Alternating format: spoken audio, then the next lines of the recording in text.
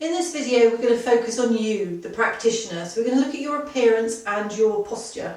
So we'll start by looking at your appearance. It's really important that you appear professional and as a massage therapist. In order to do that, you've got to make sure you appear with good personal hygiene, but also that you're well groomed. So why is appearance so important? Well, first of all, it helps to build confidence with your clients. They'll trust you more if you look like you're supposed to look. It will look good for business as well and help you to develop and build your business. Also, there's a few people that might mistake a sports massage therapist for a lady of the night, so don't give them the wrong idea. So let's start by talking about your hair. So it's really important that hair is secured back from your face, whether it's short or long. But long hair, really uncomfortable if it's dragging on the back of your client. Also really unhygienic if you're running your hands through it with lotion in. Not nice for you, not nice for your client. So all hair secured back off your face. Next up is nails. Nails should be short and clean. No nail extensions, no nail polish, no long nails. It is really unhygienic and really unpleasant for your client. So we'll also then talk about what you're going to wear. So there's no real rules, but sports kit is really much more appropriate. Now that should be some sort of tracky bottoms or maybe some sort of running tights, all absolutely fine. Shorts at an event as well, okay, a lot of people work in shorts. Not hot pants, not so good. On your top half, you should be looking at some sort of either polo shirt is ideal, short sleeve top, or a top that you can roll above your elbows is ideal. What you shouldn't be wearing is anything that's going to drag across your client as you lean over them, such as this, or any fluffy jumpers that are going to get lotion stuck to them, be really difficult to clean because they're really not very hygienic. Also, something like jeans, really not very easy to move in, so that's not so good for you as a massage therapist, but it also doesn't look very professional. No. Next up is footwear. So this is quite important. Trainers are the basic standard. They give you much more stability and ability to move around. No shoes and flip-flops are really dangerous. You'll know that the first time you smash your toes into the couch leg. Also, reindeer slippers are out. Can try. So the last thing we're going to discuss is jewellery. Now, a lot of people wear small stud earrings or anything that's not going to drag on your client. Also a wedding band. All of that is absolutely fine and up to you. However, bracelets, necklaces, anything that's going to jangle, drag on your client, rings with studs in that can get bacteria stuck around them, or also dig into your client when you're using your knuckles to treat, are really not appropriate. So be sensible with your jewellery. So that's your appearance. Let's have a look at protecting your posture next. So sports massage is a really physical job, and if you want to be able to massage for any length of time, be that for a day or as a career, you need to make sure you look after yourself. And that starts with the height of your couch, either too high or too low, and you're going to start causing yourself back problems. Always use your body weight and not your strength, because your strength won't last you very long. And keep a neutral spine, nice straight back. You can also adapt your posture in certain situations. Now that might mean kneeling down, just make sure you protect your knees on a hard floor.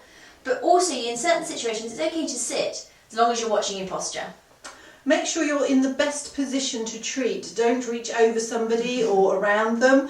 Make sure you're nicely lined up to be able to treat effectively.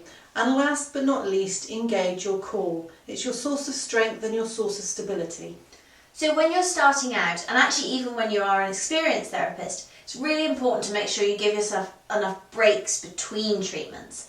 That will prevent you from getting tired and therefore maintain your posture. Shall we have a look at the practical element of this?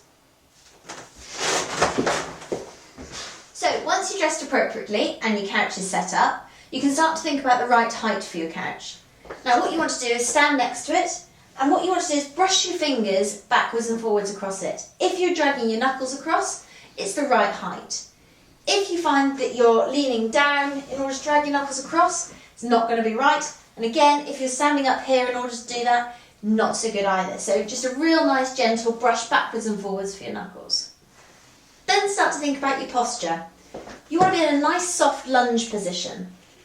That means that you're able to drop yourself backwards and forwards, moving your weight up and down in order to treat someone. Much better for your back, nice neutral spine while we do that, and I can reach the entire length of this side of the couch. Okay.